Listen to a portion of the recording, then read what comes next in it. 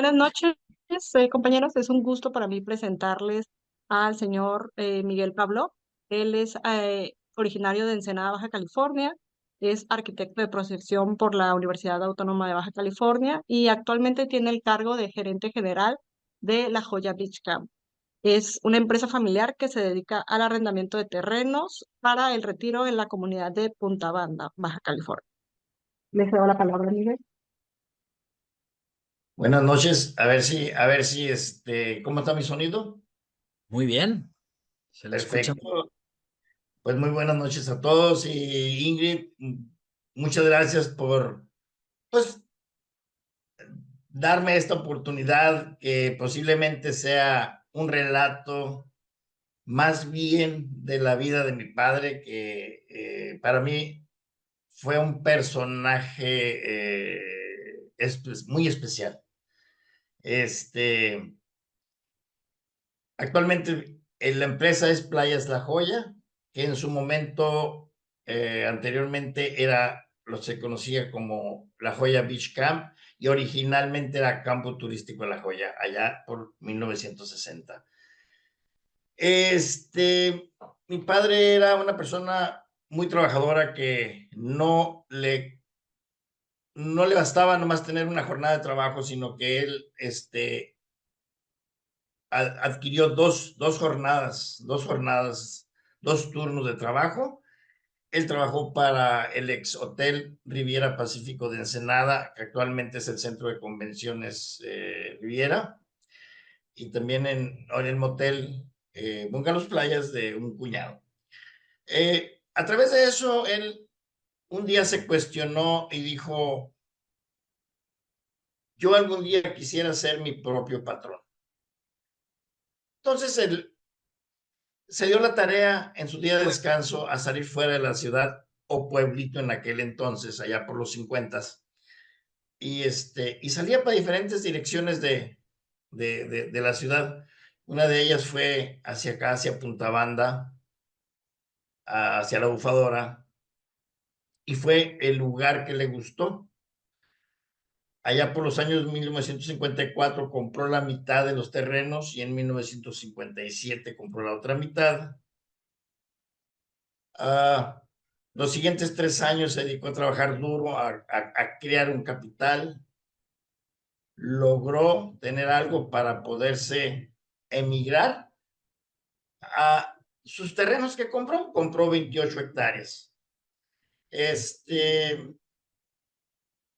Tuvo que vender la casita que hizo en Ensenada con su terrenito y sí, el 18 de abril de 1960 fue el día de el ultimátum para dejar Ensenada y trasladarnos a Punta Banda.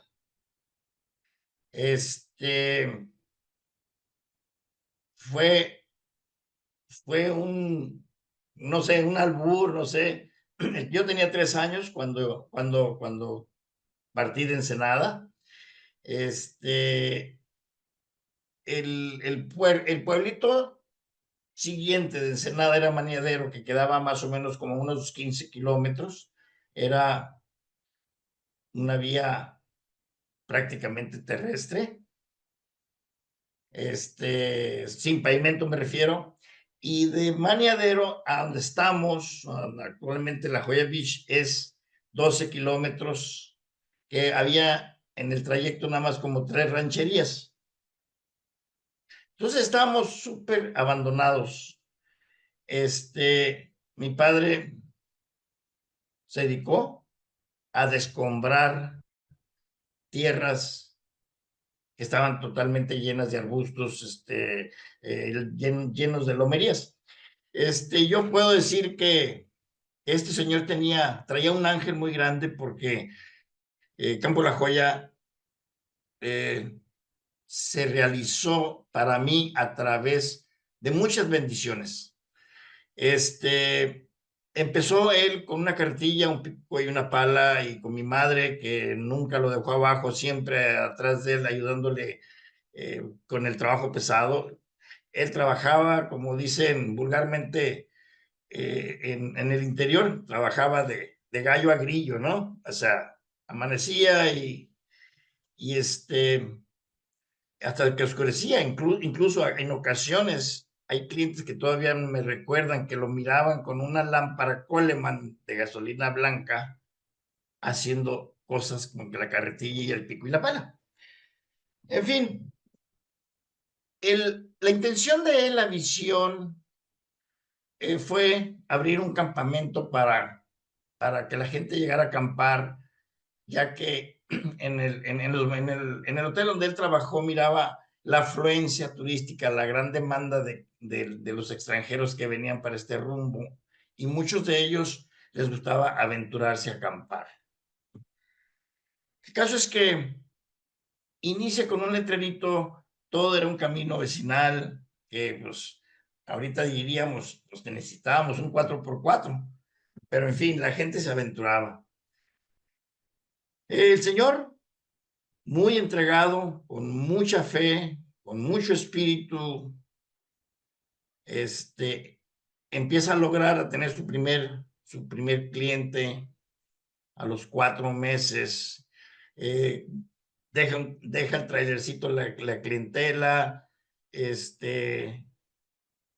y yo lo veo que una de las partes del éxito de un negocio es la honestidad, el espíritu de ser buen servidor, el acoger al cliente, que es el que nos da de comer. Y eso es lo que tenía este señor. Él daba su tiempo por tal de que el cliente se fuera feliz y no derogara tanto sus finanzas. Entonces,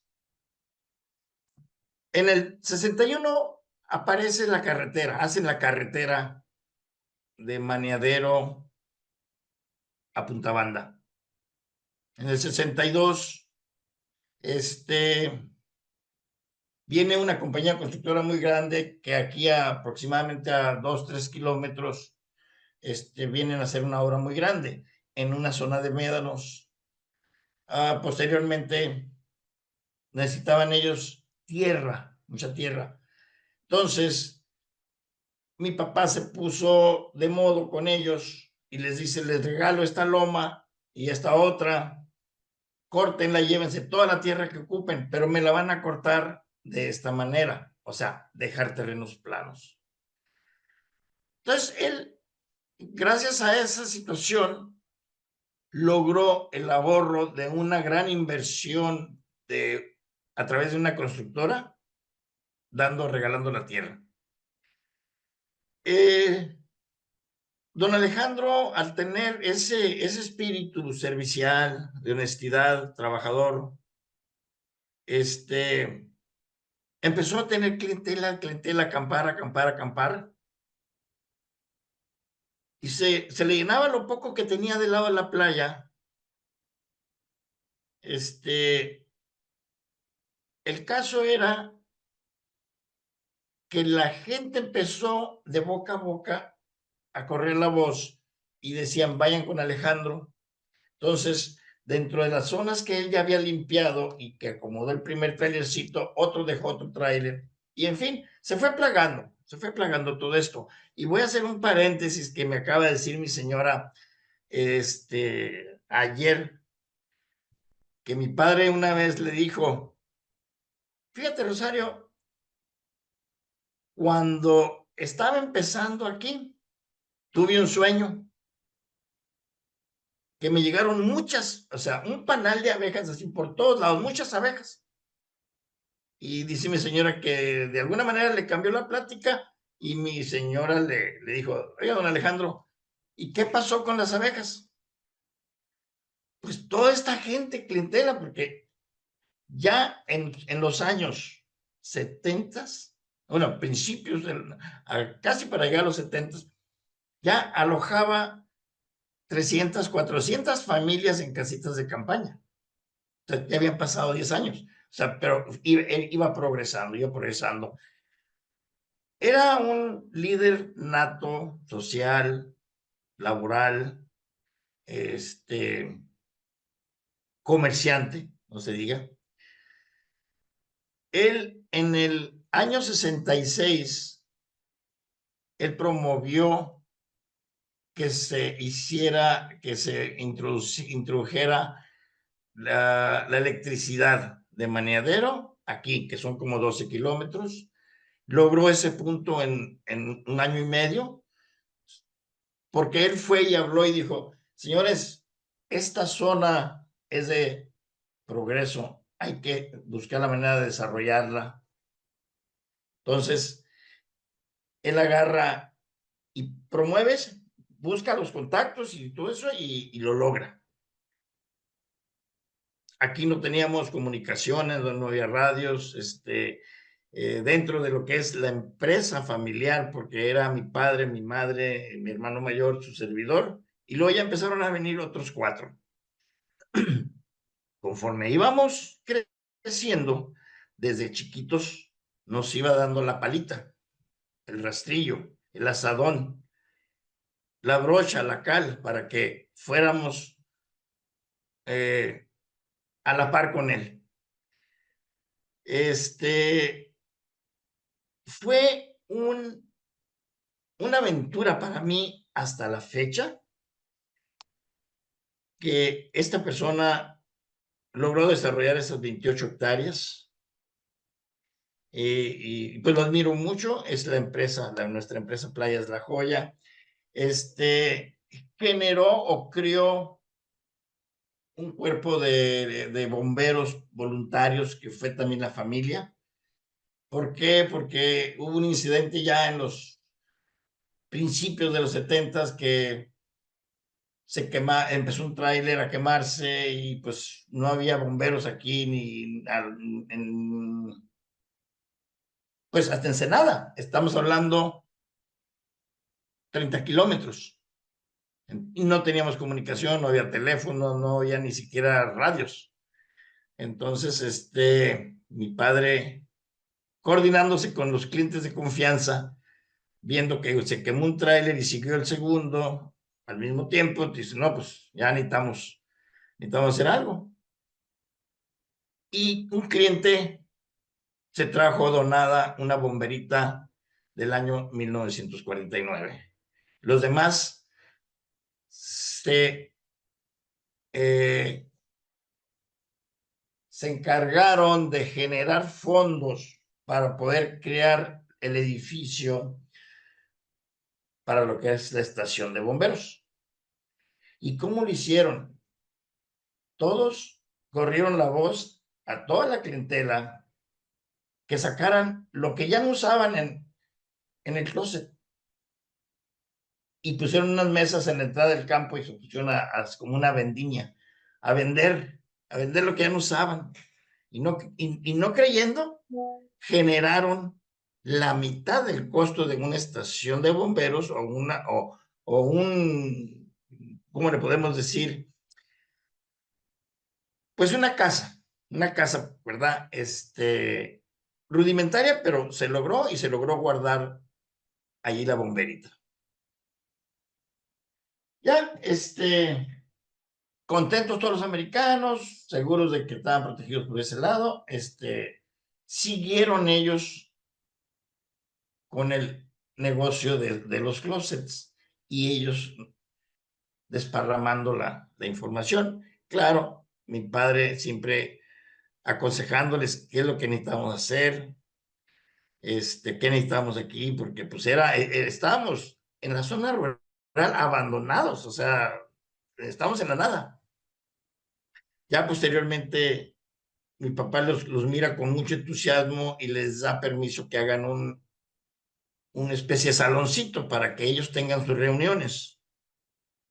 Y así se fue dando las cosas, hasta que ahorita tenemos un salón social de los americanos, que ellos hacen sus reuniones, hacen sus fiestas, generan fondos para programas de becas para la escuelita local y la secundaria del vecino poblado.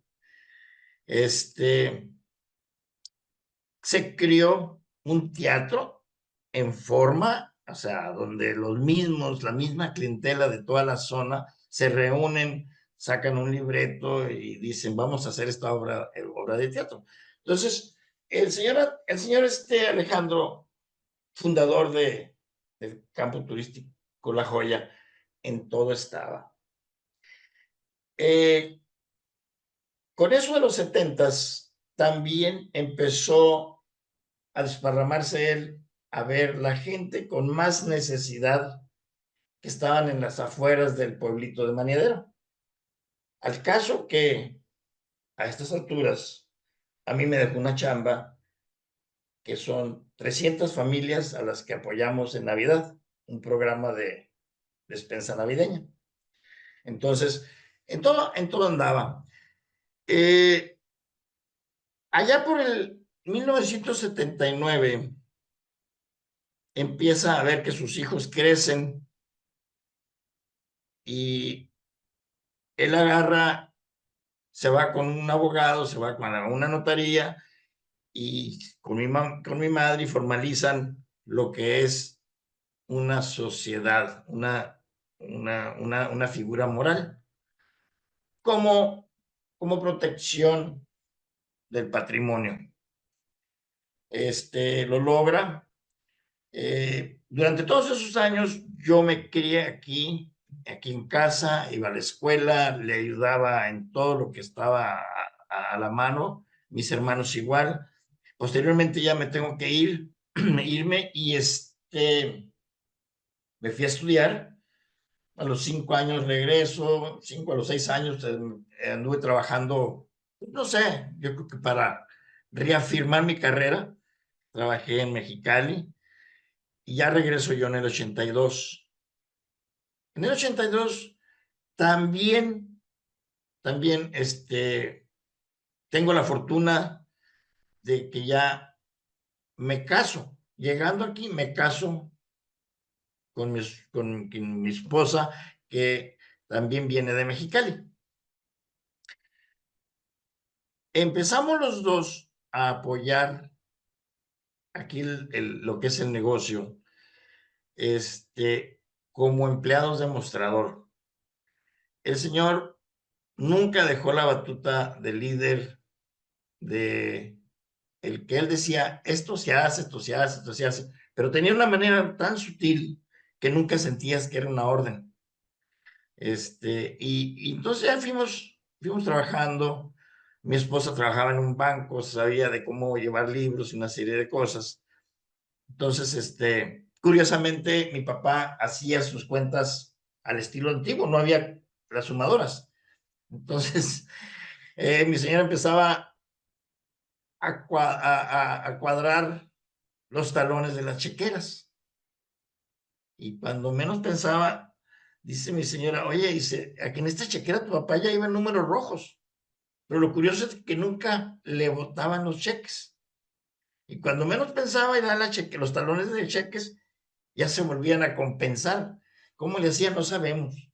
Pero con números que uno sí miraba, pues decía, pues ya era para que tuviera mal récord. Jamás en la vida le botó un cheque. Y pues él trabajó, no sé, casi puedo decir que dejó de trabajar. Más bien me pasó la estafeta cuando él tenía 85 años. Siguió trabajando todavía hasta los 94, cuando ya sus facultades físicas y mentales empezaron a declinar. Entonces yo tomo las riendas más o menos desde 2009, que ya me deja un poquito suelto. Y curiosamente, no, pues no soy administrador.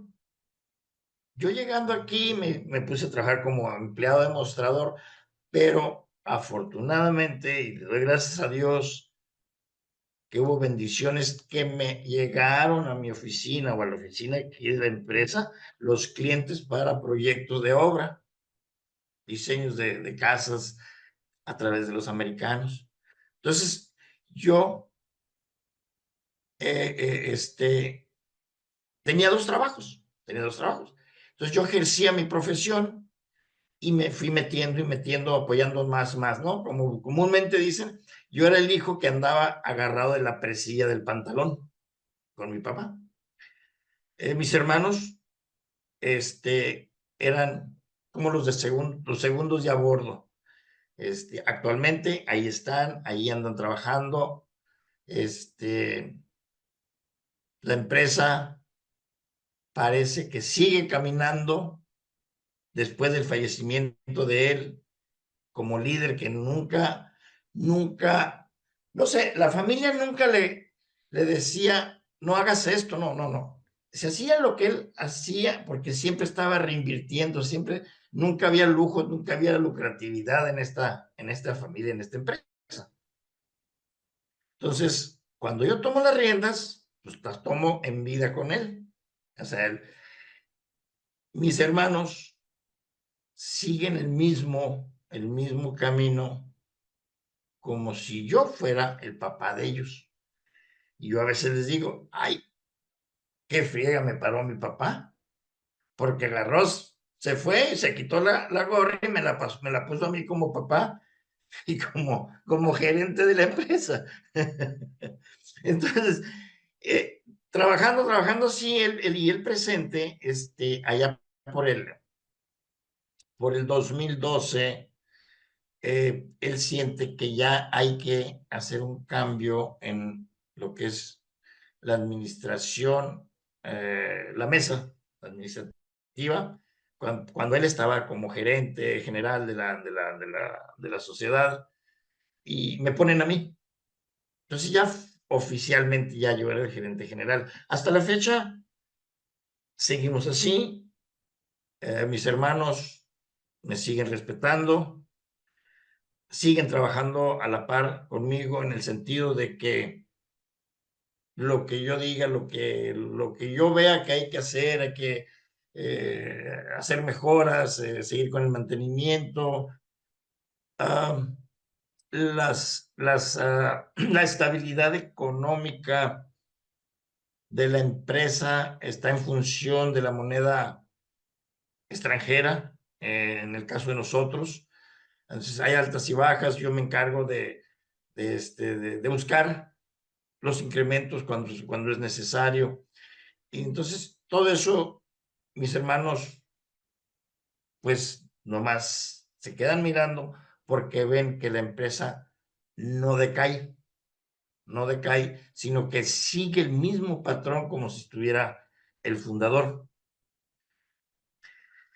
Entonces, pues don Alejandro fallece, obviamente se viene un temor, yo como líder y no como papá, no estoy ya como papá. Digo, pues a ver qué va a pasar en la cuestión testamentaria, en la cuestión de distribución. Empiezo a trabajar las cosas a través de la notaría. Ellos tenían idea de lo que había hecho papá porque 14 años antes, no, 14 no, 10 años antes, papá y yo nos reunimos con mucha discreción y empezamos a ver todo lo que era el plato del patrimonio terrenal, donde estaba todo ya fraccionado, donde ya todo era espacios o lotes en arrendamiento y cómo estaban configurados. Entonces él agarra y todo lo que quedó en nombre de él, me dice, agarra esta parte, pónsela fulanito de tal, la de acá. Entonces yo hice un plano gráfico para que lo entendieran y obviamente en ese plano gráfico todos los lotes tienen una nomenclatura. Entonces, todo eso se seccionó y se pasó al documento testamentario. Ahorita, como que siento que las cosas siguen igual, como si estuviera él, como si no estuviéramos trabajando con la repartición de bienes, sino que siguen unidos, lo cual fue una situación en toda la vida de él hacia nosotros, que nos decía a mí junto con otro hermano, o a otro por separado, siempre decía, hay que mantenerse unidos, hay que trabajar unidos. Dice, no hay mejor defensa que estar unidos para afrontar los problemas que vengan. Y creo que se está logrando. Entonces, esta empresa,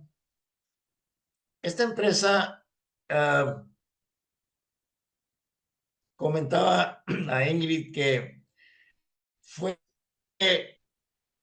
como bajo el régimen de un patriarcado, un líder.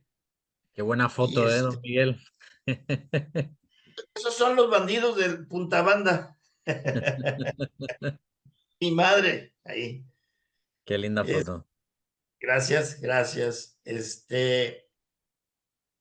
Y pues me siento afortunado por ese gran padre, esa gran madre, que ahora sí que dicen que detrás de un gran hombre hay una gran mujer, o viceversa. Pero estoy contento con el comportamiento de mis hermanos. Somos la segunda generación. En cuestión de administración, yo jamás llevé algún curso, simplemente lo fui aprendiendo día con día, como lo hizo mi padre. Mi padre nada más tuvo 2 años de escuela. Obviamente, cuando ya empezaron a ponerse un poquito complicadas las cuestiones fiscales, adoptamos un despacho contable. Y por el otro lado, voy a repetir lo que dijo el exponente anterior. Gracias a mi esposa, estamos como estamos en la cuestión administrativa. Ella lleva toda la cuestión administrativa, en su totalidad. Ella le entrega información al despacho contable, el despacho se encarga de hacer el cálculo de los impuestos y hasta allí. Y como dijo este señor, yo soy el que tomo decisiones, aplico con la varita qué se hace, qué no se hace. Mis hermanos me secundan y creo que me siento contento con esto. Una de las cosas es que mi padre siempre dijo, si no eres honesto, mejor ni te pongas de comerciante. Eso es la clave del éxito. Aquí tenemos futuros detalles. El Campo La Joya es una comunidad de extranjeros retirados que es un solo polígono, es un solo pastel. Dado la conformación de la familia, que somos 6, el hermano mayor tiene problemas, facultades mentales, tiene problemas allí, y está bajo el cargo de todos nosotros. Entonces el pastel de La Joya se tiene que repartir en 5 pedazos, pero seguir consolidados. ¿Y por qué lo hacemos así? Porque al entregarle físicamente un pedazo a cada hermano, pero que siga siendo vigilado por todos, va a haber menos conflictos en el futuro entre los hermanos. Posiblemente cada hermano pueda llegar a tener conflictos internos en la tercera o cuarta generación, pero va a ser con menor cantidad de gente. Entonces, ahí es donde estamos buscando ahora sí que es un reto, ¿no?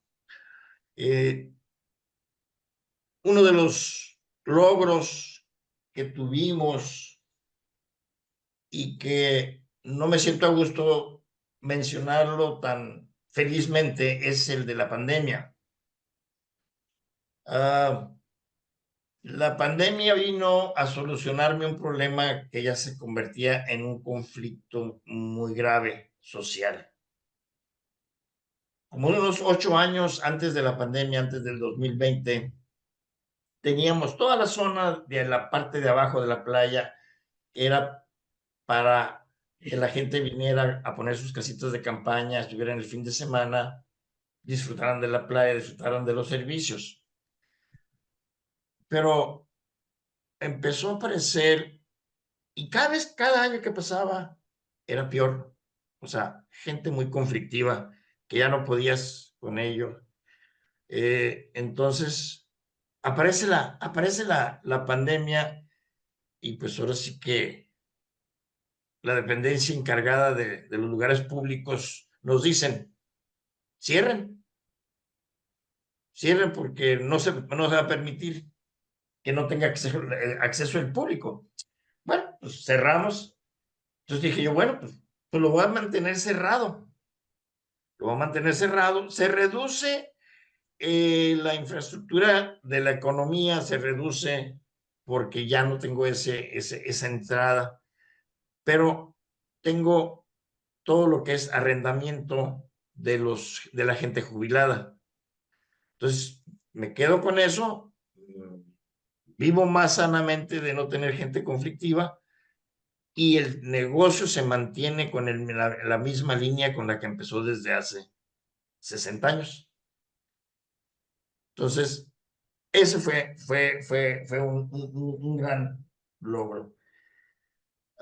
Otro detalle que don Alejandro miró que era necesario, era el darle acceso a agrupaciones de deportes. Tuvimos por más o menos 15 años carreras de catamaranes, que el primer año empezaron como con 300, posteriormente se fue declinando, dada la situación de la economía, y pues también las autoridades de tránsito y todo eso le estaban afectando el mal comportamiento que hacían hacia el turista. El incremento de las casetas de cobro. Entonces, todo eso bajó y ya no vinieron. Acuatlones de aquí de la zona local, digamos, del estado, se nos presentaron hasta el último año que fue la pandemia, ya no han vuelto, ¿verdad? Porque yo creo que no se han reorganizado. En fin,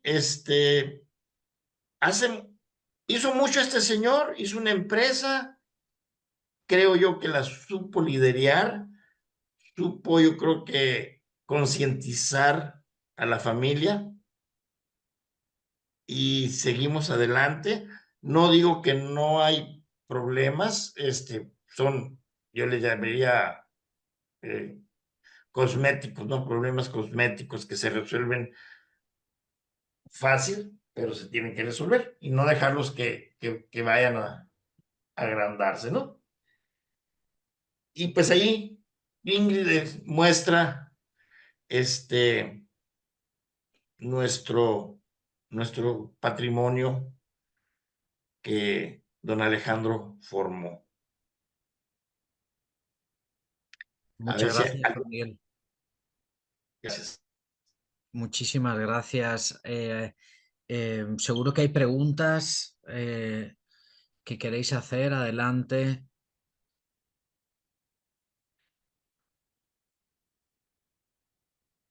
Qué linda historia, ¿verdad? Generaciones, como un negocio va continuando en la familia, permanece, pero se van visualizando también algunos retos de los que hemos visto en clase. ¿Quién quiere? No sé si Ingrid quieres ir leyendo algunas preguntas aquí del chat. Sí, la primera pregunta la formula, ay, perdón, se apagó mi chat. La formula Amparo y dice si los hermanos piensan dividir el terreno o solo es el trámite de la herencia. ¿Se planea hacer la división? Así es. Hemos tenido reuniones en las que tienen las ganas de tener lo propio, pero para efectos de lo mismo que viene la tercera generación o cuarta generación y que se involucren con cada líder de ese pedazo, ¿verdad? Pero seguir fusionados como hermanos en el mantenimiento y la atención al cliente. Ok. Otra pregunta precisamente si tiene considerada la sucesión para la tercera generación. ¿Hay algo ya platicado? Es algo muy similar, creo que van de la mano. El separar los bienes que le corresponden a cada quien, pero seguir trabajando los 5 unidos, creo que se resuelve en cada quien se tiene que resolver para la tercera generación. O sea, vamos suponiendo que nos vayamos al extremo en el sentido de que un hermano no supo controlar a los hijos. Bueno, si en un momento dado no supo o hubo problemática allí, pues esa parte es la que nada más va a salir afectada y no todo el contexto. Entonces, como que por allí estamos atacando la situación. Jorge Marín pregunta si tiene planes de expandir este modelo de negocio a otras localidades. La verdad no tenemos manera de expandir dentro de aquí porque ya todo lo que es el terreno ya está agotado, ni tampoco tenemos visión para crear, llamémosle una sucursal en otra parte, dado que es muy demandante esta empresa. Y por otro lado, fuimos educados, este señor, de que para hacer algo así tienes que conseguir socios, o inversionistas, y como que siempre nos dijo, saquen de la vuelta a socios o inversionistas. Si ustedes ya lo están controlando, mejor abóquense a lo que tienen y defiéndanlo y trabajenlo como debe ser. Okay. Diana Soria pregunta, ¿cuál fue el motivo de que su padre no hizo la sucesión antes, antes de la fecha que le hizo, o sea, con más tiempo? Porque se la pasaba trabajando, él decía que no le alcanzaba el tiempo. Era un relojito que se atoraba y luego seguía, se atoraba y así estaba las 24 horas. Entonces, cuando sucede lo de mi mamá, que mi mamá muere en el 2009 y que empezó él yo creo que a flaquear, llamémosle así, fue cuando me procura y me dice, ¿sabes qué, hijo? Yo creo que es tiempo de que empecemos a ver algo. Dice, ya me están cayendo los años, todos ustedes ya están grandes, todos tienen familia, creo que hay que reorganizar o organizar la situación para cuando llegue el día. Entonces, es por ahí. El doctor Pablo Álamo pregunta, ¿cuántos familiares cobran un salario o dividendos? Cobran un salario. ¿Y tienen algún protocolo familiar? Ah, realmente, ¿cómo te lo puedo decir? O sea, no hay un protocolo formal, ¿sí? Cada uno tiene, tiene una actividad, por decirlo así. Si no está dentro al 100% y tiene su propia actividad, pero cuando uno lo ocupa, lo jala y se presenta, entonces hay una interrelación ahí familiar.